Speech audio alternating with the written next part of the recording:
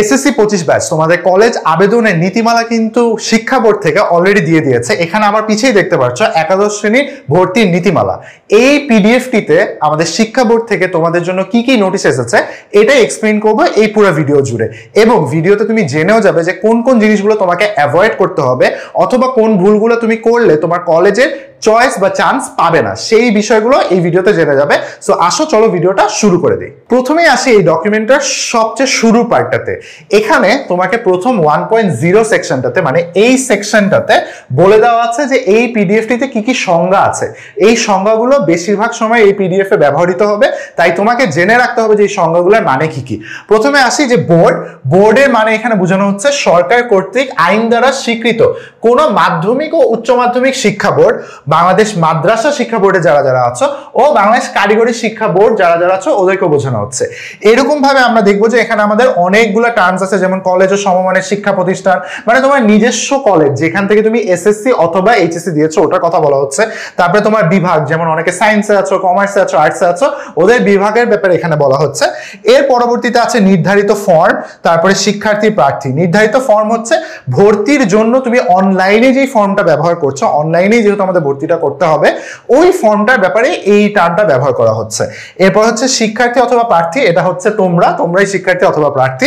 পরবর্তীতে যদি আমরা যাই আমরা দেখব বিশেষ চাহিদা সম্পন্ন আছে এবং বাংলাদেশে আন্তঃশিক্ষা বোর্ড সমন্বয় কমিউনিটি আছে, এগুলো নিয়ে আমাদের এত মাথা ব্যথা করতে হবে না। সো এবার চলে আসো আমাদের মেইন ইম্পর্টেন্ট যে বিষয়টা, সেটা হচ্ছে আমাদের ভর্তির যোগ্যতা ও বিভাগ নির্বাচন। এটাই আমাদের কলেজ আবেদনের জন্য কিন্তু সবচেয়ে ইম্পর্টেন্ট যে জিনিসটা। প্রথমে আসি, আমাদের এখানে বলা আছে যে কোনো শিক্ষাবর্ষের এসএসসি অথবা সমমান পরীক্ষার ফলাফল প্রকাশের সাল অথবা পরবর্তী 2 সালে দেশের যে কোনো শিক্ষা বোর্ড থেকে যারা যারা পাস করেছে শুধুমাত্র তাদের জন্যই এই পিডিএফটি প্রযোজ্য। এর পাশাপাশি এখানে আমরা দেখবো বাংলাদেশ উন্মুক্ত বিশ্ববিদ্যালয়ের অধীনে যেই শিক্ষার্থীগণরা আছে ওদেরও এখানে ইনক্লুডেড। তার পরবর্তীতে কলেজ ও সমমানের প্রতিষ্ঠাতে একাদশ শ্রেণীতে যারা ছিল তাদেররাও এই ফর্ম অনুযায়ী ভর্তির যোগ্যতা হিসাবে বিবেচিত হবে। আচ্ছা, 2 নম্বর পয়েন্টে আসি, যারা যারা হয়তো বাংলাদেশে না থেকে বিদেশে থাকছে এবং এসএসসি পরীক্ষা দিয়েছ তাদের জন্য কিন্তু এই ভর্তির প্রসেসটা is exactly the same. Just তোমাদের যেই জিনিসটা মাথায় রাখতে হবে যে সনদের মান নির্ধারণ করতে হবে তোমাদের শিক্ষা বোর্ড থেকে। এটা যদি তোমরা করে ফেলো তাহলে কিন্তু এই পিডিএফ অনুযায়ী যেই ভর্তি নির্দেশনাগুলো দেওয়া আছে সেগুলো অনুযায়ী তুমি কলেজে ভর্তি হতে পারবে। এবার যাচ্ছি পরের পৃষ্ঠাতে যদি আমরা চলে যাই, আমরা এখানে দেখব যে আমাদের ভর্তি আবেদন একজন প্রার্থী নিম্নরূপে কিভাবে বিভাগ নির্বাচন করতে পারবে এই নমুনাগুলা বা এই নীতিগুলো তোমাদের এখানে দেওয়া আছে। আমি অলরেডি তোমাদের জন্য কিছু জিনিস দাগিয়ে রেখেছি, সেই জিনিসগুলো একটু একটু করে এক্সপ্লেইন করছি। প্রথমে আসছে বিজ্ঞান বিভাগ হতে উত্তীর্ণ শিক্ষার্থীরা বিজ্ঞান, মানবিক এবং ব্যবসায় শিক্ষা। মানে কি, বিজ্ঞান বিভাগ থেকে তুমি বিজ্ঞানে যেতে পারবে, বিজ্ঞান বিভাগ থেকে তুমি মানবিকে যেতে পারবে, বিজ্ঞান বিভাগ থেকে তুমি ব্যবসায় শিক্ষায় যেতে পারবে। তো এই বিভাগগুলা পরিবর্তনের ডিটেলসগুলো এখানে দেওয়া আছে। যেমন মানবিক বিভাগ থেকে তুমি মানবিকে যেতে পারবে এবং ব্যবসায় শিক্ষায় যেতে পারবে, ব্যবসায় শিক্ষায় হতে ব্যবসায় শিক্ষা এবং মানবিকে যেতে পারবে। সায়েন্সে কিন্তু তোমরা যেতে পারছো না, সো এটা একটু মাথায় রাখতে হবে। পরবর্তীতে যদি আসি, যদি কেউ হচ্ছে বিভাগ এবং পড়ার স্টাইলই চেঞ্জ করে ফেলো তাহলে কিন্তু যে কোনো বিভাগ মানে বিজ্ঞান, মানবিক ও ব্যবসায় শিক্ষা থেকে উত্তীর্ণ শিক্ষার্থী ইসলামী শিক্ষা, গার্হস্থ্য বিজ্ঞান ও সঙ্গীত বিভাগে যে কোনোটিতে ভর্তির আবেদন করতে পারবে। এর পাশাপাশি আমরা যদি দেখি এখানে মাদ্রাসা বোর্ডের ইনফরমেশন দেওয়া আছে এবং কারিগরি শিক্ষা বোর্ডের ইনফরমেশন দেওয়া আছে। যারা যারা তোমরা এই 2 বোর্ডের আছো তোমরা এই ভিডিওটা পজ করে কমেন্টে আমি এই পিডিএফটা লিংক দিয়ে দিচ্ছি, ওখানে তোমাদের ইনফরমেশনগুলো প্রপারলি পড়ে ফেলতে পারবে। সো চলো আমরা পরের পৃষ্ঠায় চলে যাচ্ছি। পরের পৃষ্ঠায় যাওয়ার পরে আমরা দেখতে পাচ্ছি যে প্রার্থী নির্বাচন অনুসরণীয় পদ্ধতিগুলো আমাদেরকে বলা আছে, এইগুলো আমরা এখন একটু দেখে ফেলবো। এখানের ইম্পর্টেন্ট লাইনগুলো কোনগুলো। প্রথমে আছে ভর্তির জন্য কোনো বাছাই বা ভর্তি পরীক্ষা গ্রহণ করা হবে না, এটা মাথায় রাখতে হবে। শিক্ষা বোর্ড অনুযায়ী কিন্তু কোনো কলেজে পরীক্ষা নিতে পারবে না, এক্সেপ্ট দেয়ার আর ফিউ কলেজেস যেখানে হচ্ছে এক্সাম নেওয়া হয়, যেমন নটরডেম, হলি ক্রস এবং সেন্ট জোসেফ কলেজে। ওই কলেজগুলোতে আলাদা ভিত্তিক কলেজ অ্যাডমিশন প্রসেস রান করা হয়, যেখানে তুমি একটা পরীক্ষা দিয়ে তারপরে বাছাই পর্বে যেতে পারবে। বাই দ্য ওয়ে 10 মিনিট স্কুলের কিন্তু কলেজ অ্যাডমিশনের ফ্রি কোর্সটা রানিং আছে, যেটাতে গত 4 বছরে আমাদের প্রায় 3000-এর বেশি শিক্ষার্থী এই 3টা কলেজে চান্স পেয়েছে। তো তোমরা যাদের ওই 3টা কলেজে চান্স পাওয়ার ইন্টারেস্ট বলেছে, আমি কমেন্টে লিঙ্ক দিয়ে দিব না, ওটা দেখে নিও। চলো আমরা পরের লাইনে চলে যাই। পরের লাইনে আমরা দেখছি যে এখানে বলা আছে বাছাই পরীক্ষা তো গ্রহণ করা হবে না, শিক্ষার্থীরা শুধুমাত্র এসএসসি ও সমমানের পরীক্ষার ফলের ভিত্তিতে ভর্তি করা হবে। সো যেগুলাতে ভর্তির পরীক্ষা নেই ওগুলাতে শুধুমাত্র এসএসসির ফলাফলের উপর নির্ধারণ করে তুমি কলেজের আবেদনগুলো করতে পারবে। এরপরে আসছি পরের লাইনে। পরের লাইনে যদি আমরা দেখি এখানে কোটার ব্যাপারে বলা আছে যে কলেজ আবেদনের সময় কোন কোন কোটা প্রযোজ্য হবে এবং কিভাবে ওই কোটার নাম্বারসগুলো কত এগুলো তুমি জেনে যাবে। সো এখন চলো প্রথমটাতে আসি। প্রথমে যদি আমরা দেখি 93% আসন সকলের জন্য উন্মুক্ত থাকবে, যা মেধার ভিত্তিতে, মানে তোমার এসএসসি রেজাল্ট অনুযায়ী তুমি অ্যাপ্লাই করতে পারবে।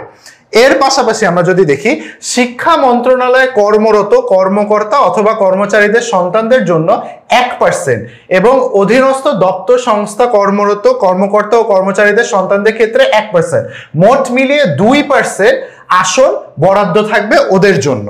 সো এটা আমাদের কিন্তু মাথায় রাখতে হবে। যদি আবেদনকারীর সংখ্যা, মানে এই নাম্বারগুলোতে যদি আমরা দেখি এই 2%-এর ভিতরে আবেদনকারীর সংখ্যা বেশি হয়, সেক্ষেত্রে নিজেদের মধ্যে মেধার ভিত্তিতে, মানে ধরো টোটাল 2% সিটের জন্য হয়তো 5টা সিট আছে, 5টাতে 5 জনই আছে, 6 নাম্বার মানুষকে সিলেক্ট করার সময় আমাদের যেহেতু 5টা সিট মেধা ভিত্তিতে এসএসসি রেজাল্টের ভিত্তিতে সিলেক্ট করা হবে। এরপরে যদি আমরা যাই দেখতে পারবো মুক্তিযোদ্ধা বা শহীদ মুক্তিযোদ্ধার পুত্রকন্যা ভর্তির জন্য 5% কোটা থাকবে, যেটার জন্য তোমার অবশ্যই সংশ্লিষ্ট প্রমাণপত্র বা গ্যাজেটের সত্যায়িত কপি দিতে হবে, না হলে তোমার এই মুক্তিযোদ্ধা কোটার যে আবেদনটা আছে এটা গ্রহণযোগ্য হবে না। সো এটা আমাদের মাথায় রাখতে হবে। অবশ্যই এবার খুবই সুন্দর একটা জিনিস করা হয়েছে, সেটা হলো যদি কোনো কারণে আমরা দেখি যে এই যেই কোটাগুলো আছে, প্রিভিয়াসলি 2% দেখলাম, এরপরে মুক্তিযোদ্ধা কোটার জন্য 5% দেখলাম, যদি দেখা যায় যে কোনো কারণে এই আসনগুলো ফিল আপ হচ্ছে না, তখন যেটা হবে যে কোনো অবস্থাতে আসন শূন্য রাখা যাবে না এবং প্রিভিয়াসলি যারা যারা মেধার ভিত্তিতে চান্স পেয়েছিল তাদেরকেই কিন্তু আবার কলেজের অ্যাপ্লিকেশনের আন্ডারে নিয়ে আসা হবে, মানে এই সিটগুলো ফাঁকা যাবে না। সো কোটাতে যদি ফিল আপ হয়ে যায় তাহলে তো ফিল আপ হয়ে গেল, আর যদি ফিল আপ না হয় তাহলে নর্মাল প্রসেসে যেভাবে তোমরা আবেদন করে সিলেক্ট হও ওই প্রসেসের আন্ডারে নাম্বার অফ সিটস বেড়ে যাবে। 3.2-তে মানে আমাদের উপরের যে সেকশনটা আছে এখানে যতগুলো কোটার ব্যাপারে কথা আছে সবগুলা অপ্রযোজ্য হয়ে যাবে যদি স্টুডেন্টগুলো 2025-26-এর শিক্ষার্থী না হয়ে থাকে, মানে প্রিভিয়াস কোনো বছরে যদি শিক্ষার্থী হয়ে থাকে তাদের জন্য এই কোটার যে ফ্যাসিলিটিস গুলো আছে এগুলা অ্যাভেল করা যাবে না বা এগুলা গ্রহণযোগ্য হবে না। চলো এবার পরের পার্টে চলে যাই আমরা। এইটা ইজ ভেরি ইম্পর্টেন্ট।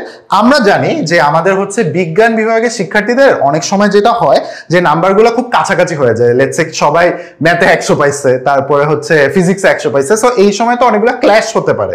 সো ওই ক্ল্যাশগুলো অ্যাভয়েড করার জন্য যে নিয়মটা আছে সেটা হচ্ছে যে বিজ্ঞান বিভাগে ভর্তির ক্ষেত্রে সমান মোট নাম্বার প্রাপ্তদের, মানে ধরো সবাই 1200ই পাইছো বা সবাই কোনো একটা স্পেসিফিক নাম্বার পাইছো, যখন এরকম হবে তখন ওদের সাধারণ গণিত এবং উচ্চতর গণিত অথবা জীববিজ্ঞান, যেটাকে তুমি হচ্ছে অপশনাল সাবজেক্ট বা ফোর্থ সাবজেক্ট হিসেবে দিয়েছিলে, এই দুইটার মার্কসগুলো সাথে সাধারণ গণিত মানে জেনারেল ম্যাথ যেটা সবার জন্য কমন, ওটার মার্কসগুলো বিবেচিত হবে। সো এটাই মাথায় রাখতে হবে কিন্তু আমাদের।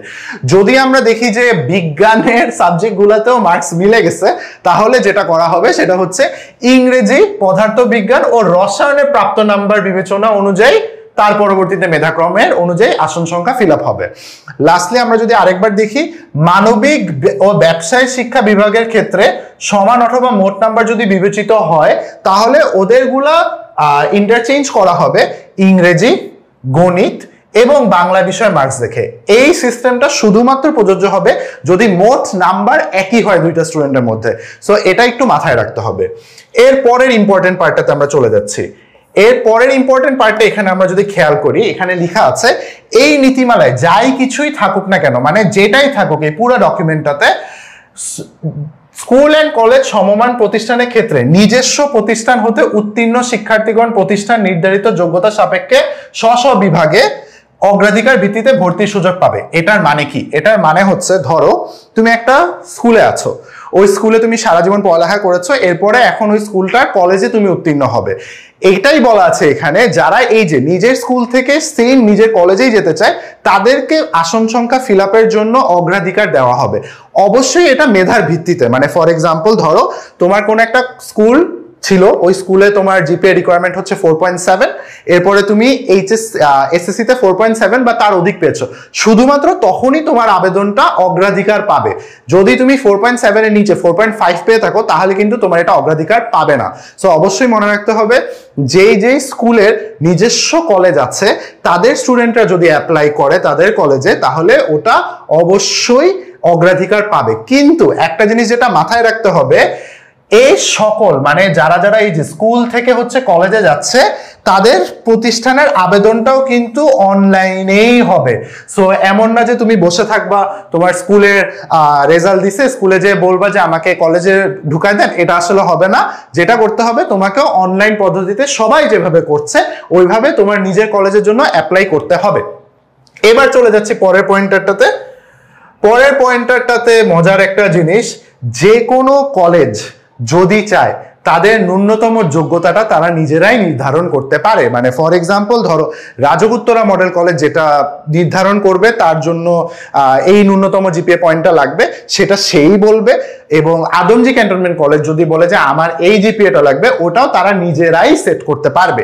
এখান থেকে বোর্ডের ভিত্তিক কোনো নির্দেশনা নেই, এটা কলেজের উপরেই ইজ ভেরি মাচ ডিপেন্ডেন্ট। সেটা হচ্ছে ভর্তি সংক্রান্ত সকল তথ্য ওয়েবসাইট এবং নোটিশ বোর্ডে টাঙানো থাকবে। মানে তোমার কলেজের ন্যূনতম জিপিএ কত লাগবে, আসন সংখ্যা কয়টি আছে, কোন কোন বিভাগ আছে, কোন কোন বেলায় ক্লাস হতে পারে, সবকিছু তোমার তাদের নোটিশ বোর্ড এবং ওয়েবসাইটে অবশ্যই দেওয়া থাকতে হবে। এবার চলে যাচ্ছি পরের পয়েন্টারটাতে।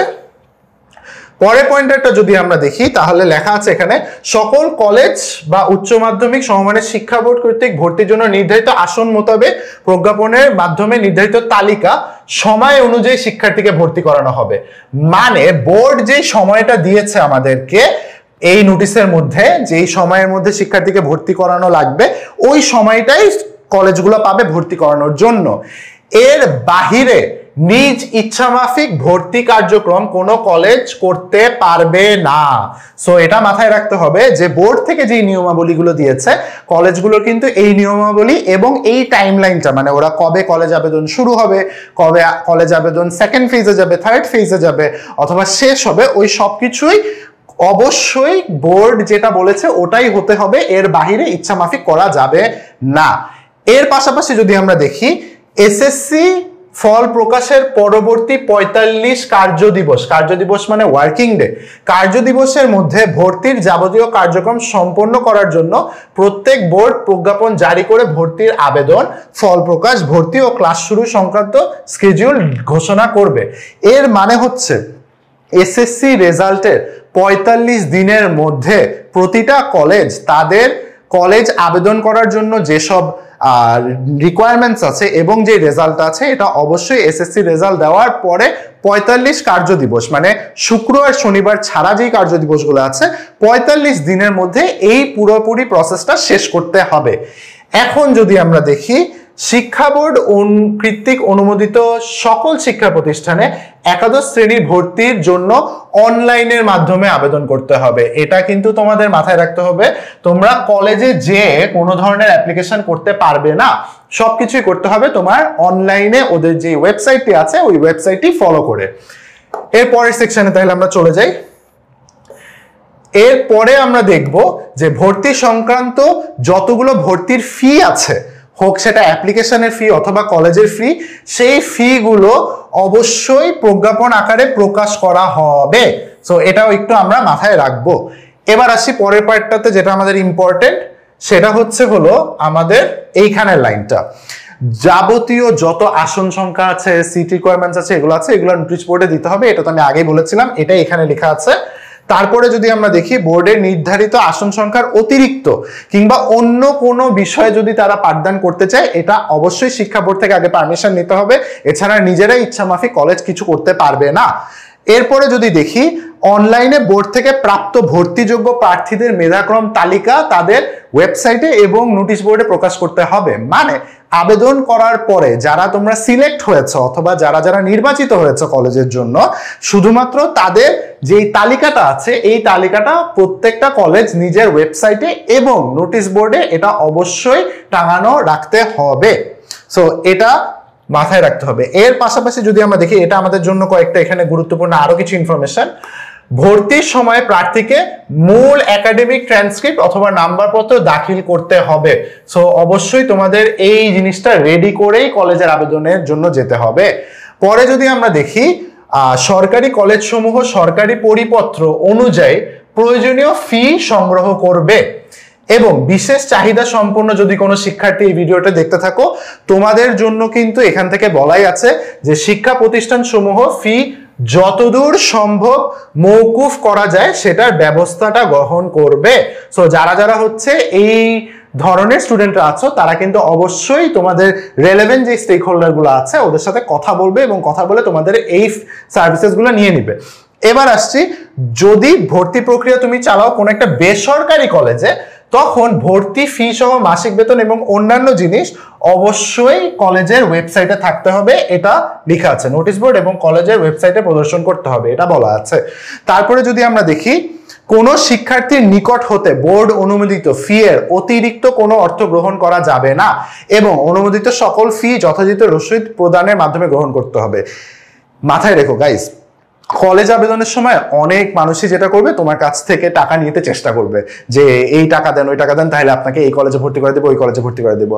আসল কথা বলছি, পুরো সিস্টেমটা অনলাইনে রান করা এবং আমাদের বুয়েটের বড় ভাই আপুদের বানানো, কোনোভাবেই এই সিস্টেমে কারচুপি করা যাবে না। সো তোমাদের অবশ্যই অবশ্যই বারবার দেখতে হবে যে তুমি যেই টাকাটা দিচ্ছ ওটাই কি একমাত্র দেওয়ার যোগ্য টাকাটা কিনা, এবং এর থেকে অতিরিক্ত যেন তোমরা কোথাও না দিয়ে বসো। অন্য কাউকে দিয়ে না করিয়ে নিজেরা করলেই কলেজে ভর্তির আবেদনটা সবচেয়ে ভালো হবে। সো এটা অবশ্যই তোমরা মাথায় রাখবে। এরপরে যদি আমরা চলে যাই, এরপরে আমরা দেখবো যে ভর্তি কার্যক্রম সম্পন্ন হওয়ার পরে বোর্ডের বিজ্ঞপ্তি ভিত্তিতে শিক্ষার্থীরা বোর্ডের অনুমতি সাপেক্ষে প্রয়োজনীয় ফি প্রদান করে, এখানে ফাইনাল প্রসেসটা বলতেছে, ফি প্রদান করে কলেজ বিভাগ ও বিষয় পরিবর্তন করতে পারবে। এবার আসি ভর্তির আবেদন, ফল প্রকাশ ও ভর্তি ক্লাস শুরু নিয়ে। উপনীতি 3.9 এবং 4.2 মোতাবেক প্রজ্ঞাপন প্রকাশের পূর্বে মাধ্যমিক ও উচ্চ শিক্ষা বিভাগের পূর্বানুমোদন গ্রহণ করতে হবে। সো এটা তোমাদের কিন্তু অবশ্যই মাথায় রাখতে হবে, নাহলে ঝামেলা হতে পারে। পরবর্তীতে আমরা যদি যাই, এখানে ইম্পর্টেন্ট জিনিসগুলো যেটা আমাদের লাজে লাগবে সেটা হলো নীতিমালা প্রবর্তন ও প্রয়োগ। এইখানে পুরো ডকুমেন্টটাতে যা যা বলা আছে এটা কিন্তু এই ভিডিওতেই আমি তোমাকে দেখিয়ে দিয়েছি এবং এই পিডিএফটিতে সেটাই লেখা যে দেশের সকল সরকারি ও বেসরকারি কলেজ অথবা সমমান প্রতিষ্ঠানে একাদশ শ্রেণীতে ছাত্রছাত্রী ভর্তির ক্ষেত্রে এই নীতিমালা প্রযোজ্য হবে। অর্থাৎ এই পিডিএফটিতে এই ডকুমেন্টটিতে যেই যেই তথ্যগুলো দেওয়া আছে, যেই যেই তথ্যগুলো বলা আছে, এই তথ্যগুলাই ফলো করে প্রত্যেকটা কলেজে তাদের কলেজ আবেদনের প্রক্রিয়াটা শেষ করতে হবে। আমি এই ভিডিওর কমেন্ট সেকশনে তোমাদেরকে এই পিডিএফটার লিঙ্ক দিয়ে দিচ্ছি যাতে তোমরা নিজে বাসায় বসে বসে পড়ে ফেলতে পারো। এর পাশাপাশি ছোট্ট একটা জিনিস জানিয়ে রাখতে চাই, কলেজ অ্যাডমিশনের ওয়েবসাইটটি কিভাবে ব্যবহার করবে, কলেজ অ্যাডমিশনের কোন কলেজ কোন সিকোয়েন্সে দিবে, এই সব কিছু নিয়ে আরো বিস্তারিত ভিডিও আমরা খুব শীঘ্রই আমাদের চ্যানেল থেকে আপলোড করব। সো ওটার জন্য অবশ্যই চোখ খোলা রাখবে।